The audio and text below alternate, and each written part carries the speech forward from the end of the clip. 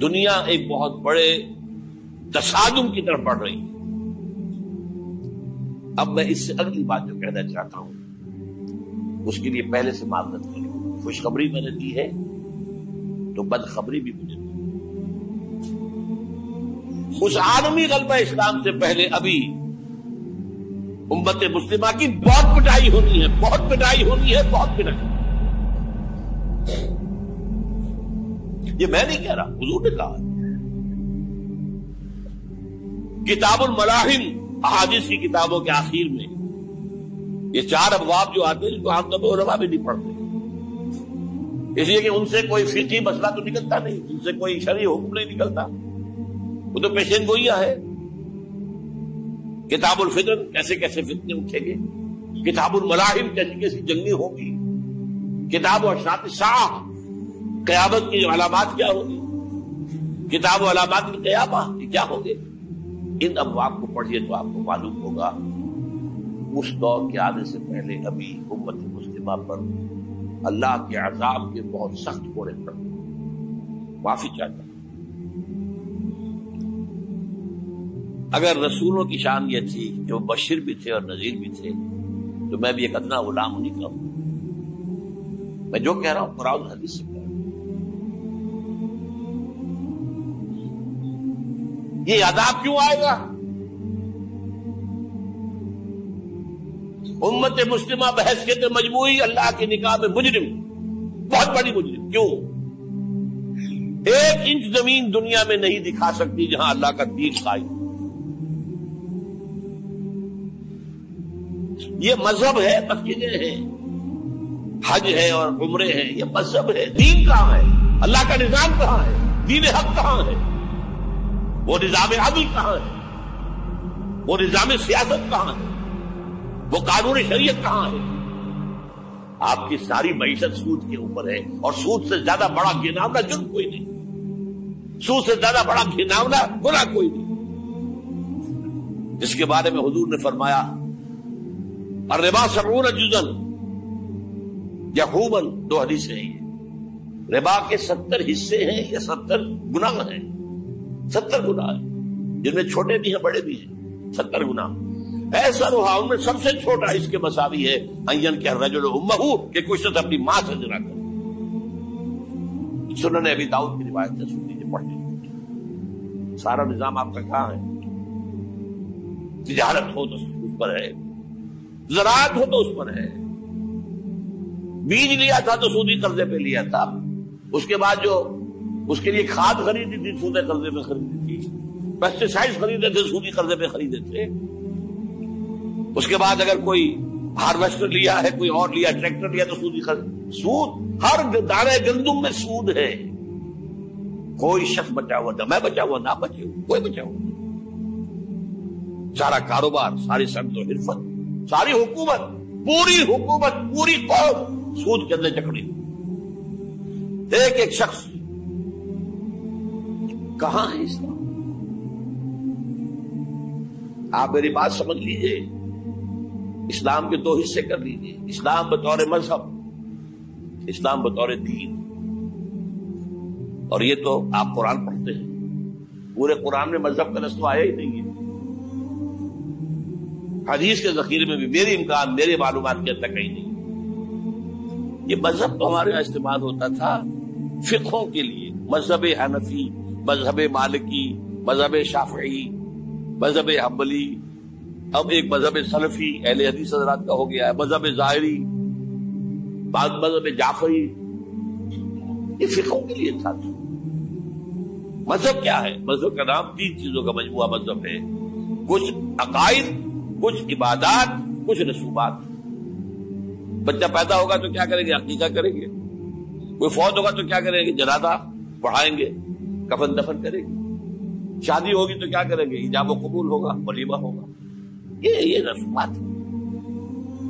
دین یہ نہیں ہے. دین ہے اللہ کا دین، اللہ کا نظام، اللہ کا قانون. وَمَن لَّمْ يَحْكُم بِمَا أَنزَلَ اللَّهُ فَأُولَٰئِكَ هُمُ الْكَافِرُونَ. جو اللہ کی اتاری ہوئی شریعت کے مطابق فیصلے نہ کرے وہی تو کافر ہے. میں اور آپ کون ہیں؟ برا نہ مانیے. فیس دی فیکٹس. اور یہ فتویٰ کس کا ہے؟ اللہ کا ہے. وَمَن لَّمْ يَحْكُم بِمَا أَنزَلَ اللَّهُ فَأُولَٰئِكَ هُمُ الْكَافِرُونَ وَمَن لَّمْ يَحْكُم بِمَا أَنزَلَ اللَّهُ فَأُولَٰئِكَ هُمُ الظَّالِمُونَ وَمَن لَّمْ يَحْكُم بِمَا أَنزَلَ اللَّهُ فَأُولَٰئِكَ هُمُ الْفَاسِقُونَ. 3 فتوے ہیں اس مفتی اعظم کے جو ہماری اتاری ہوئی شریعت کے مطابق فیصلے نہیں کرتے. وہی تو کافر ہے, وہی تو مشرک ہے, وہی تو فاسق ہے, ناہنجار ہے, باغی. یہ ہے امت مسلمہ کا حال. اب میں یہاں آپ کو اختصار سے بیان کرتا ہوں حضور کا طریقے انقلاب کیا تھا. اختصار تفصیل سے کتابوں میں دیکھیے. نمبر 1, دعوت ایمان بذریعہ قرآن. یتلو علیہم آیاتہ.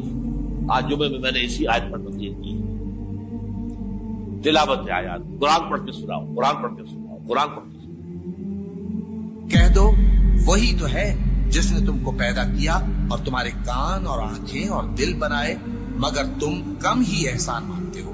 کہہ دو کہ وہی ہے جس نے تم کو زمین میں پھیلایا اور اسی کے روبرو تم جمع کیے جاؤ گے. کیا یہ کسی کے پیدا کیے بغیر ہی پیدا ہو گئے, یا یہ اپنے آپ کو خود پیدا کرنے والے ہیں, یا انہوں نے آسمانوں اور زمین کو پیدا کیا ہے؟ نہیں, بلکہ یہ یقین ہی نہیں رکھتے. تو کیا ہم پہلی بار پیدا کر کے تھک گئے؟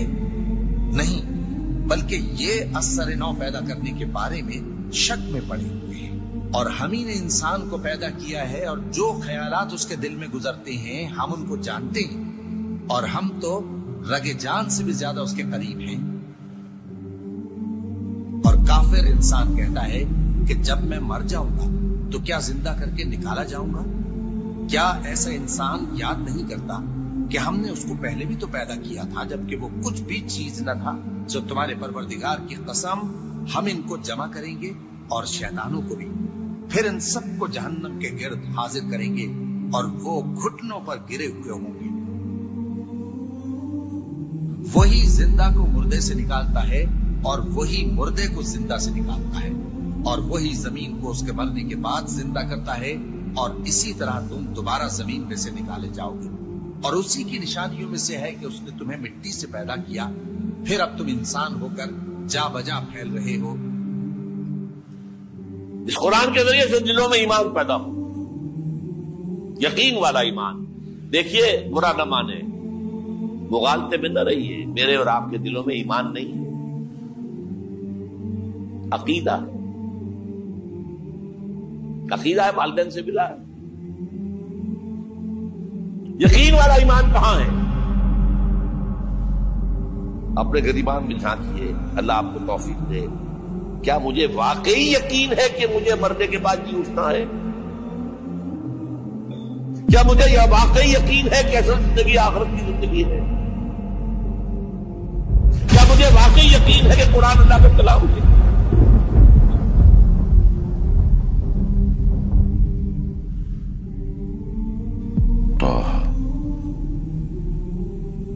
ما أنزلنا عليك القرآن لتشقى إلا تذكرة لمن يخشى تنزيلا ممن خلق الأرض والسماوات العلى الرحمن على العرش استوى له ما في السماوات وما في الأرض وما بينهما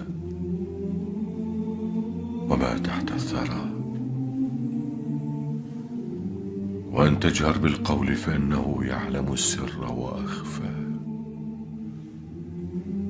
الله لا إله إلا هو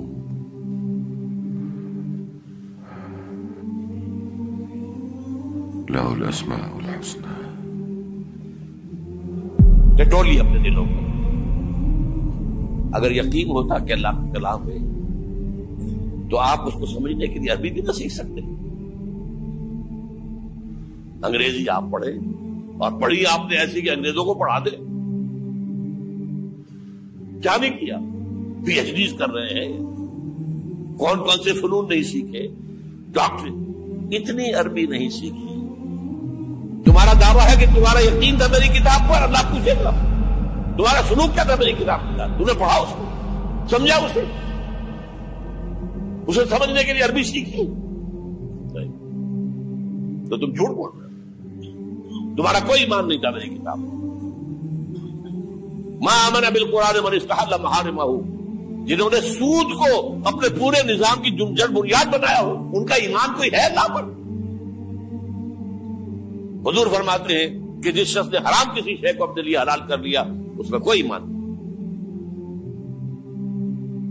دوبارہ آج بھی کرنا ہے تو دوبارہ ایمان پیدا کرنا ہوگا، ایمان، عقیدہ نہیں، ایمان، صرف لپ سروس نہیں، اقرار باللسان نہیں، تصدیق بالقلب۔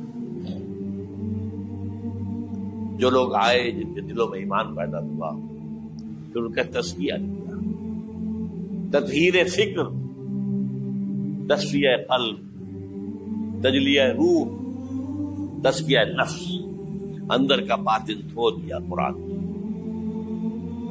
جو بجاں در رفت جہاں دیگر شمس، جہاں جو دیگر شد جہاں دیگر شمس۔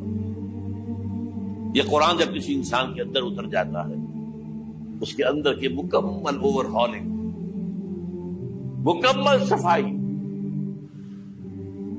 دماغ کی صفائی غلط نظریات سے، دل کی صفائی غلط نیتوں سے، غلط ارادوں سے،